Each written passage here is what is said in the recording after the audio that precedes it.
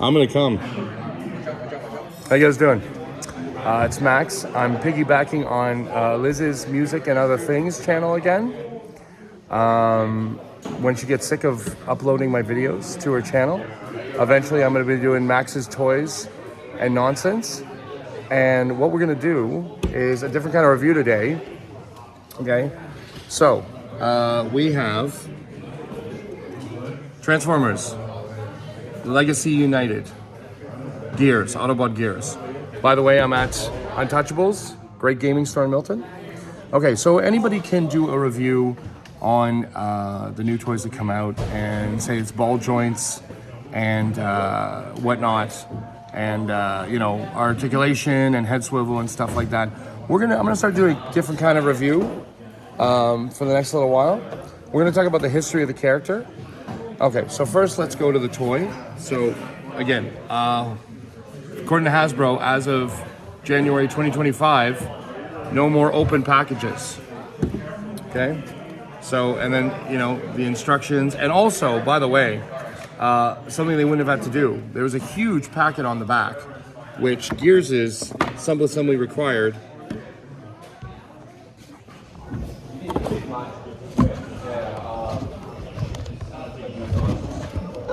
One second. So sub-assembly required is that if you notice his chest, this whole chest piece that I'm going to go into later, this had to be popped on, right? You wouldn't have to do that if you had a bubble package. All right, so Gears is really nice. Like I said, the gun, he only had, can remember 2 episodes. I'm probably wrong, but really good attention to detail. We'll talk about this. The reason he has his chest piece that pops up, that not just so Ratchet or Hoist or Wheeljack can do repairs on him. If you can look and get in there, you can get in there.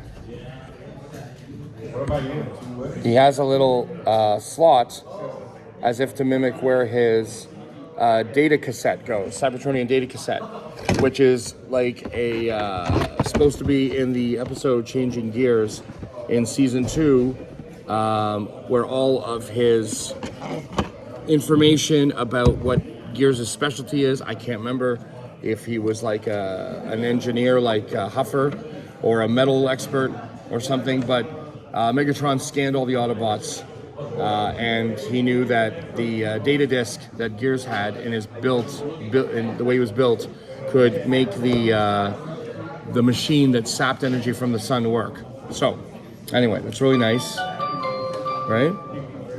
So the gun, one of the better guns actually. I might take this and put it in like bronze hand or something. Head swivel's really nice. This is really this is a fantastic robot mode. He's good height. I would have had him a little taller. I mean, he stands in the realm of like the mini bots.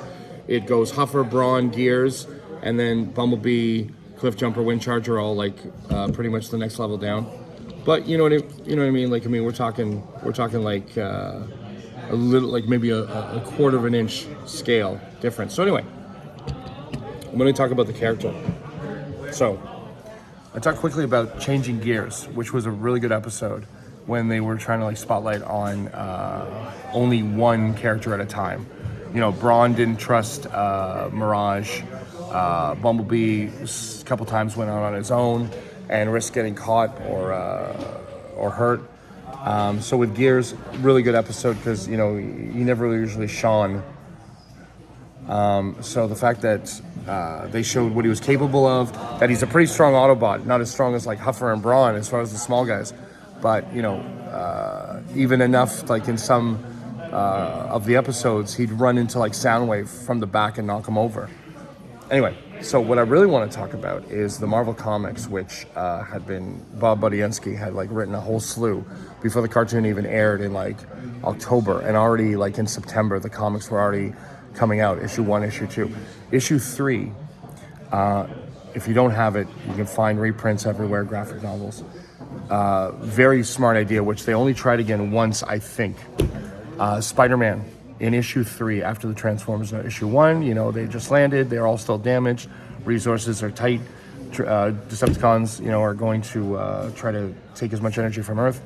Number 2, they're all kind of spread out. Prowl and Bluestreak are doing recon and stuff. So issue 3, since they introduced the Buster Witwicky, which would one day become, I guess, Sam Witwicky for the movies, the Shia LaBeouf character, the Decepticons knew that his dad, Sparkplug, was, I think, an ex-Marine, and he was also a mechanic, and he also knew a lot of stuff about working on the oil rig more in the cartoon, but he had like a mechanic shop in the comic. So they stole him because they're like, okay, we can torture this human and ask about everything we need. Where should we go? What's the easiest ways to get energy? And the Autobots were like, well, Prime is like, we have to protect these humans, but there's other things they got to take care of. So Gears went on a kind of bit of a recon mission to go save Sparkplug, and he meets, I don't know if he was just swinging by, but he meets Spider-Man. And in, like all Marvel comics, they start to, when two heroes meet, they circle each other, start to fight. Of course, Spidey's not going to take down a 40-foot robot, but they realize, with like terrible writing, goes, Spidey's like, I have a feeling like you're against these big alien tin cans that are on the news so much. So him and Gears team up. It's fantastic. They sneak in, they get Sparkplug out of the Decepticon stronghold, wherever they're held up. And very funny is that they're both trying to climb out of wherever the Decepticons are hiding, whether it's their ship somewhere in a chasm or just they're in an abandoned cave.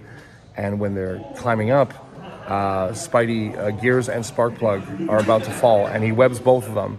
And even though his incredible webbing, which Parker created, it dissolves after about 2 hours, it has like an amazing tensile strength that he was able to hold up a car. He saves Sparkplug, but Gears is like, worry about the human, and it snaps, and Gears falls, slightly injured. He gets back, Ratchet fixes him. But Parker is now aware of the Transformers in his world, in his Earth, whether it continued on in the normal 616 universe. This was like 84, 85, so I don't know whether they were doing that much stuff yet.